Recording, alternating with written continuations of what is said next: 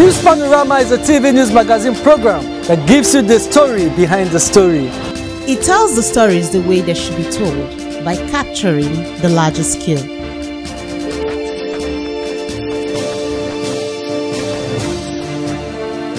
It deals with people's deep feelings on issues that, when brought to the fore, ultimately educates, informs, and entertains. News Panorama. Capture the larger scale. It's a year of many activities, even though this week there has been a lot of eventualities ranging from the 2 times inferno in Ogoja local government area of the state, the assembly sitting, road construction in Ikom and Etong local government area, high cost of living in Ikom, amongst others. Welcome and thanks for joining me on the program News Panorama. I am Josephine Efanga. News Panorama. Capture the larger scale. If you have just tuned in, you are watching News Panorama. Senator Onwan-Enoh officially flags off the construction of the much anticipated Ikom Etomi Agbokom Waterfalls Road. The project, initiated under the leadership of President Bola Ahmed Tinubu, is set to address decades of challenges faced by the region, enhancing connectivity, tourism, and economic growth, the report. The people of Ikom, Etomi, and Agbokom have been urged to give maximum support and commitment to the contractors reconstructing the 23-kilometer road linking their communities.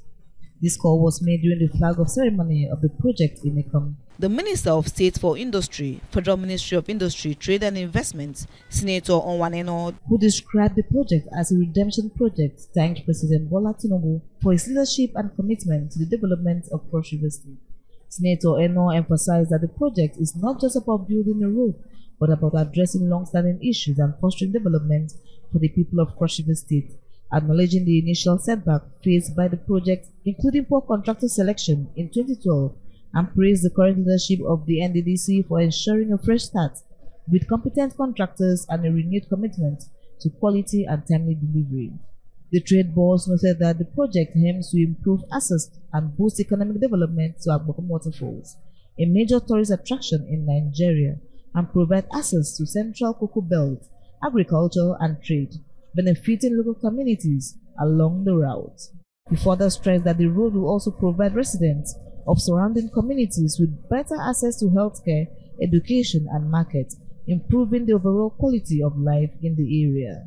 The President has initiated and started the execution of the Lagos-Calabar Coastal Highway.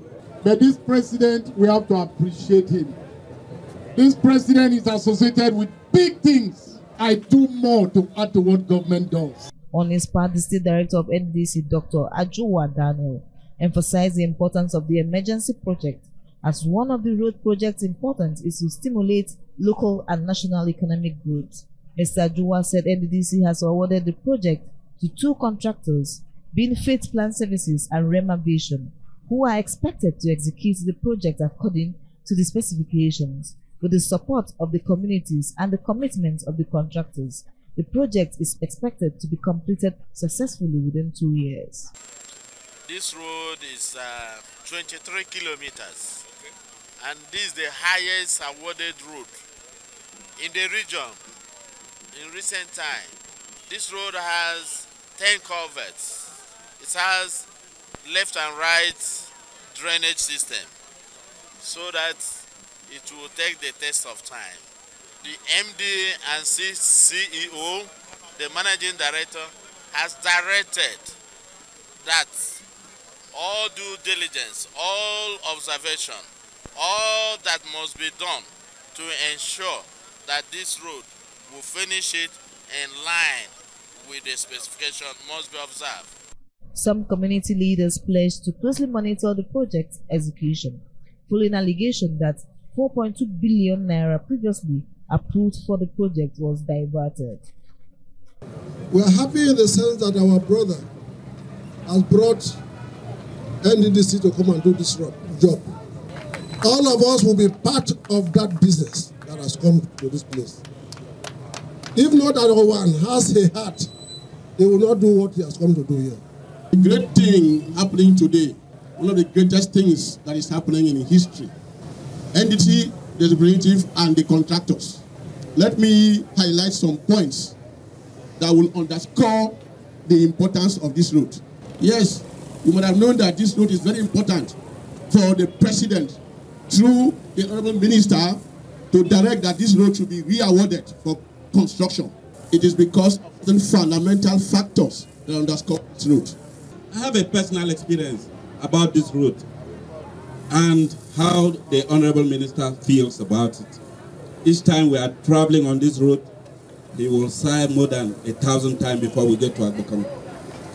And I'm sure, God's willing, before this time next year, the minister will not sigh even once. The chairman of the Etung local government area, Honorable Henry Nja Anon, and the member representing Etung State constituency in the House of Assembly, Honorable Kingsley Ntui, stressed that the successful completion of the project will have a significant impact on the local economy, enhance the transportation of goods and services, and boosting tourism and general agricultural activities.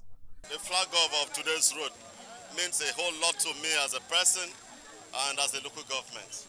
As a representative of the people, the chairman of the Etung local government, who is a direct beneficiary of this road, I'm most excited, I'm glad, and I'm sure the people of Etung are so happy. You know, with special thanks to His Excellency, the President of the Federal Republic of Nigeria, and the Governor of Cross River State, and also NDDC. And I'm excited for the fact that my constituency is being considered for this award. You know, we've been neglected for a very long time. We've actually been neglected by federal government in terms of road construction and other needed infrastructures in my state constituency. So I'm going to appreciate first the President of the Federal Republic of Nigeria, whom through the Minister for State Industry, through to the NDDC, to have awarded this contract to my constituency. This contract... The contractors of Faith Plan Services and Rema Vision had this to say. So this one is like a milestone. I want to assure the people of Ikom and Etung that we have not come here to make too much statements. Rather, we have come to do the needful. All we solicit for is the cooperation of the people of Ikom and Etung. We can assure you that we will deliver this job as the time frame is stipulated. Records will speak for us. We have been selected to do work, and you all will testify by the end of the day. We all want cooperation from these communities so that we can be able to deliver within time and to specification. For CRBC News Panorama, Josephine Efanga reporting. The Cross River State House of Assembly has opened for the year with a message of hope for Cross Riverians. Our correspondent, Esena Wanene, brings more details. The report. The Speaker, Right Honorable Elbert Ayambem, opened plenary for the year by welcoming members and staff back from the holidays. Right Honorable Ayambem used the medium to express hope for a better year, while encouraging staff to remain dutiful and members to work in unity to support the present administration. Cross River State 10th Assembly and the entire workforce of the Cross River State House of Assembly, the entire legislative workforce of Cross River State, to a very happy 2025, and to say this year will be better than the one you have just passed, which is 2024. Similarly, the House deliberated on a matter of urgent public interest on fire outbreak that raced down the Ogoja High Court complex on January 5, 2025, brought before it by the member representing Ogoja, Honorable Thomas Aruku. On that fateful day, quiet night, my constituent witnessed yet again the destruction of the High Court complex, Ogoja, by fire. The complex was totally razed down with all of its content: the judge's chamber, the registrar office, the main court hall, and all their content, including case files. How the court and pending matters will proceed from this point leave much to ponder. The Speaker, Right Honorable Elbert Ayambem, stressed the need for government to be more responsive in providing firefighting equipment to curb the menace. Members reacted to the matter with a call for investigation into the remote cause of the incident. As we all know, that the courts is the last hope of the common man. Mr. Speaker, there are litigants whose lives are dependent on the judgment in most of the cases that they have. And for a fire incident of that magnitude, such exhibits, documents have been destroyed by fire. Mr. Speaker, it is time for us to act.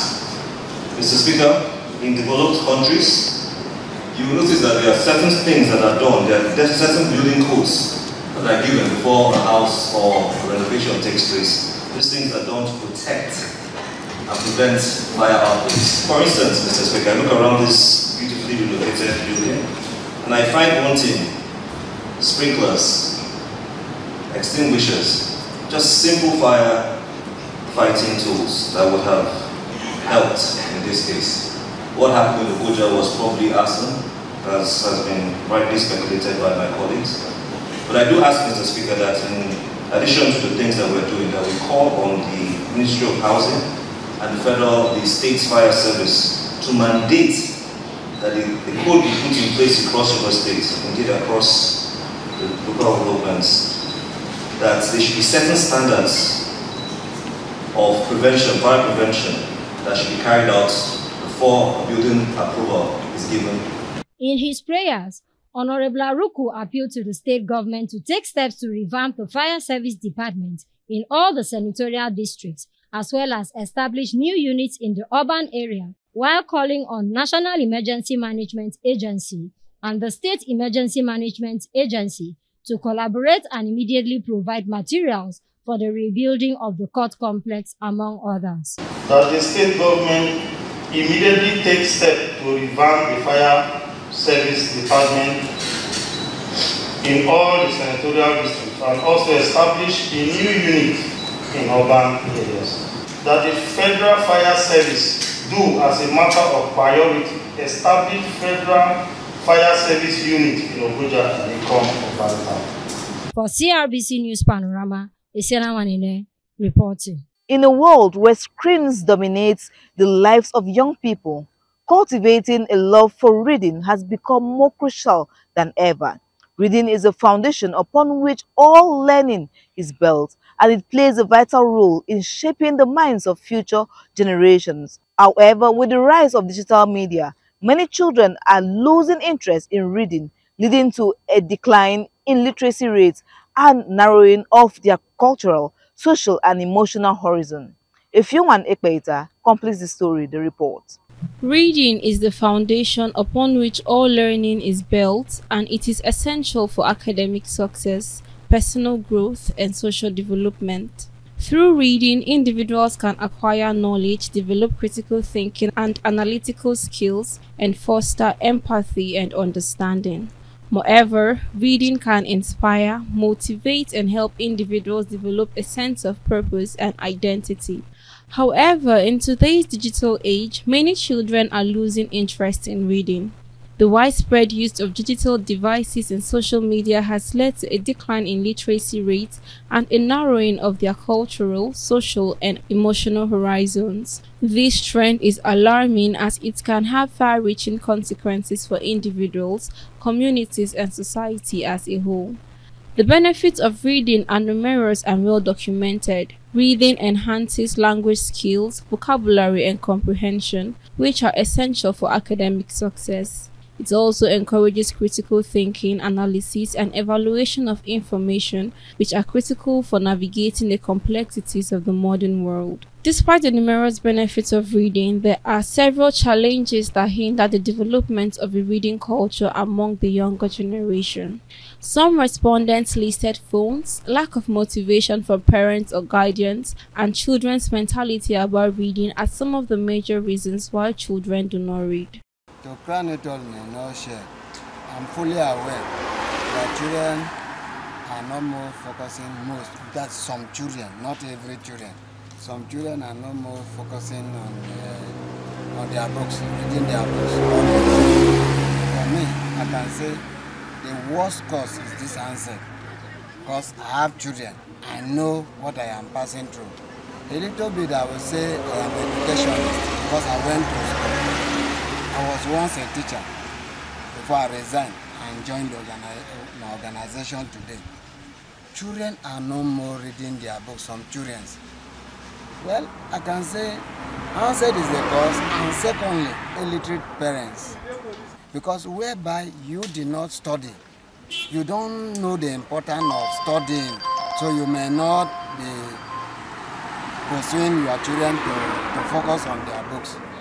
The reason why learners don't read, especially in this festive, one of the reasons I can say is that they want to ease stress. They feel they have been reading for some months, and so it's a time to relax, so they actually stop reading and they want to relax and catch fun. So they decided to drop their books for a while. Reading culture has really gone down in our education, in our society. Both adults and young people don't find it very interesting to read anymore. So they rather prefer to be pressing their phone and watch movie, play around, catch fun. They don't want to read. But I used to know that a reader is a leader. When we read, we have more knowledge, and knowledge is power. In answer to what can be done to leverage the situation, others stated that parents and readers have a big role to play when it comes to their children's reading culture. They were of the view that by creating a reading timetable and engaging children in both educational shows, homeworks, and use of dictionaries, children can develop better reading habits. Our parents may love their children. They will not allow their children to play up to 100% per day. They might play at least 70% to 80%. Let the reading habit be 80 and the playing habit be 70. With that, it can help the children to grow. One of the reasons that making children or young ones not have time for books during this, one is about using either social media, children going to social media, some like wrestling food, not having time for books.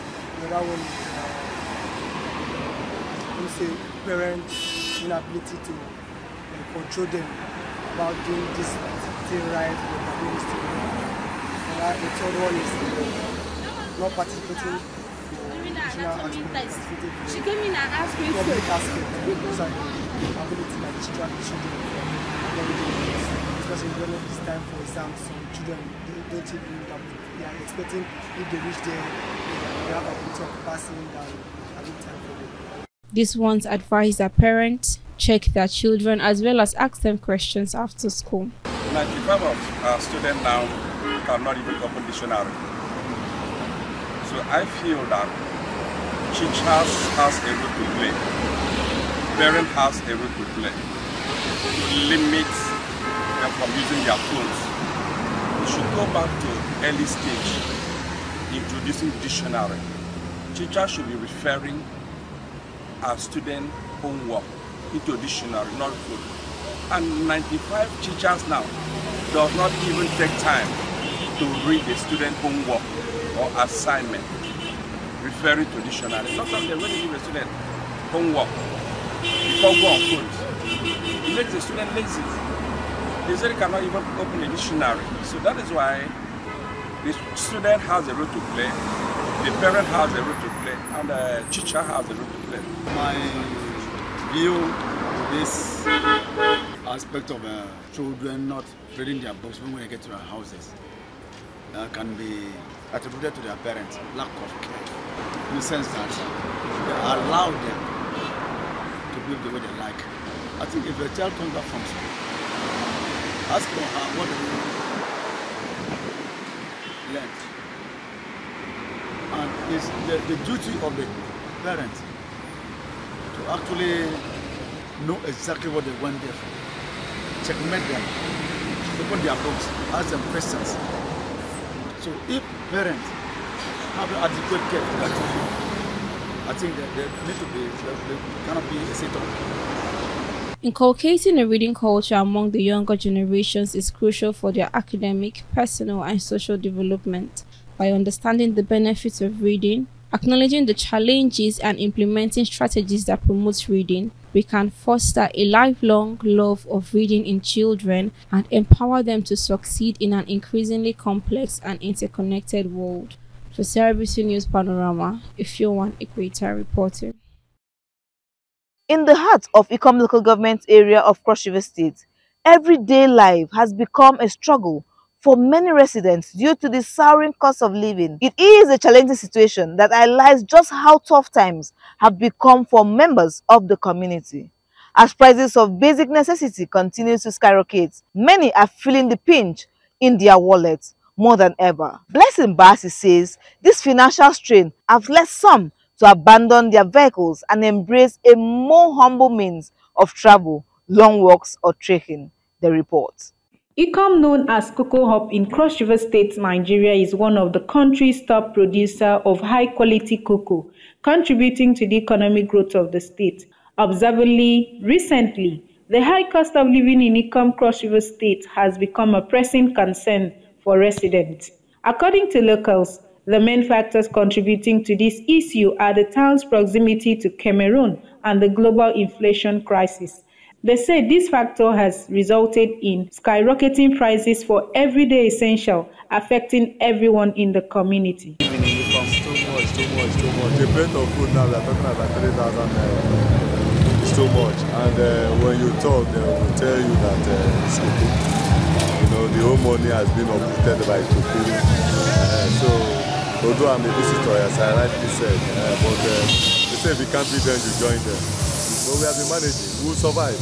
It's a problem to Ikom because all the products that we use here are not found here. Like petrol, we have kerosene, gas, and all that. Ikom is a border town where we have our neighboring country, Cameroon, and most of the things that we use are also coming from Cameroon. Far north, that's the reason why the cost of living in Ikom is so high. Things is too cost for Ikom. The living of life is a difficult. To kids is a difficult. To send your children for education is a difficult. To pay high rent is a difficult. High rent is too cost. Everything is very, very costly at Ikom. So we are living in the case of cost. Cost of living in Ikom is very high, and I think one of the factors is because of the cocoa in Ikom. Anything you go to buy in Ikom, people that are selling it even tell you that if you don't want to buy, the cocoa people come and buy it. And then another thing I see as a factor also that is bringing this competition in Ikom is because of the border. To effectively address the issue, it is essential to understand the local economy and identify opportunities for growth. Ikom, being part of Cross River State, has a diverse population and a rich cultural heritage. Other residents said for business owners, the situation is somewhat better as they can recoup their losses through business activities. However, civil servants are struggling to cope with the high cost of living. The only people that are finding it hard is the civil servants. But business people, you make your business, even if you lost in this way, you're recovering it in another way with them. So I think it's okay. Mrs. Martina Obinagu, amongst others, hinted that a striking example is the cost of transportation, with a single drop costing 500 naira and longer distances ranging from 1,000 naira to 4,000 naira, forcing some residents to trek long distances as she is doing same with her children to the market. Used to pay one person to Agbokom Waterfalls, it used to be 300, they increased it to 500. But now as I speak with you, from it come to Agbokom, it dropped. One single person is 4,000 naira. Yeah, it's alarming because let me take for instance from a bike drop of a bike now that was like 150, 200 naira from a very short distance. Now we are paying 500 naira for a drop that you can just stroll, you understand? Then if you talk about feeding or let me say accommodation, a house now is something else.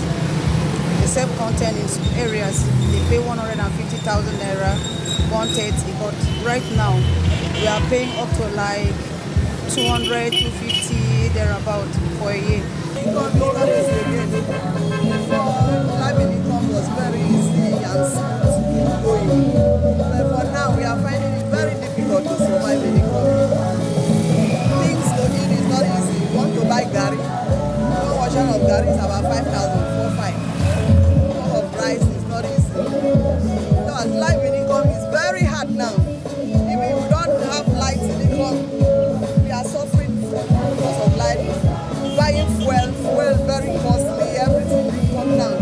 You don't have the money, you cannot survive here. Some residents of Ikom pleaded with the government to intervene and address the root causes of the high cost of living. They are calling for initiatives that promote job creation, road infrastructure development, affordable housing, and other essential services. By investing in this area, the government can help alleviate the financial burden on the community. By creating job opportunities, I think that should be transportation also, if they can get some vehicle bikes and help. The things I want to appeal is just accommodation. The government should assist us because the individuals are not building houses enough that can carry all the population we are having. By leveraging these strengths and addressing the challenges, the government can work towards creating a more sustainable and affordable living environment for the residents of Ikom. For CRBC News Panorama, I am Blessing Bassi reporting. A devastating fire outbreak has occurred in Ogoja local government area of Cross River State, leaving residents in shock and despair. Our correspondent brings more details, the report. The inferno, which reportedly occurred in the evening, razed several buildings including High Court and Market, causing significant losses. Eyewitnesses recount frantic efforts by community members to put out the fire. While the exact cause of the blaze is yet to be determined, authorities have launched an investigation into the incident. The lack of fire service in the area also contributed to the difficulty in containing the blaze, exacerbating the losses for traders who rely on the market for their livelihood. Honorable Chris Agbe is the chairman of Ogoja Local Government Council. He visited the site of the inferno to show solidarity and sympathize with the affected traders, assuring them that the government will provide prompt support to enable them start up small. What I've seen here is not case, and within 48 hours we got into 2 fire incidents. It's not a nice one, at all. And this will call for the urgent deployment of fire service to Ogoja. We ask government to see how they can collaborate and see how we can revive the families that are involved in this fire incident, because destabilize one or two families. The cause of the fire remains unclear. Traders urge authorities to investigate the incident thoroughly and put preventive measures in place to avoid future disasters, pleading for immediate government intervention as life is too difficult to be idle. Actually, we don't know what happened, but we just saw the fire flame very wide. So we don't know how it started and what happened. We were just shocked. So we cannot save anything in this shop. Everything end to end got burned. We didn't carry anything out. Right now, as we are talking to you people, we don't have anywhere to go. We don't have anything to hold on. We are just empty right now this morning. Like yesterday, they called us. Everywhere was busy here. People were trying to quench the fire. Nowhere, no help anywhere. We are just stranded. Everything like that has gone. So we really need government help. Everything done burn. Beans there, ground beans. I don't know how to corn, popcorn, mortar, pot, stone. My basins, even wheat, all of them did it. Now this morning when I come carry my basin, I come open shop. I don't even know how to talk. Night I shock stands up. Then our things all they said they can come granite, but you see it. All the things. I don't even know how to call them. It's then inside shop there. With a locker, then market they will come open shop, begin pack things they sell. As we come, nothing we see. Night was shock stands up. Josephine Efanga reporting. That is all we have on our lineup this week. We hope to be back same time next week. Do keep a date with us. I am Josephine Efanga.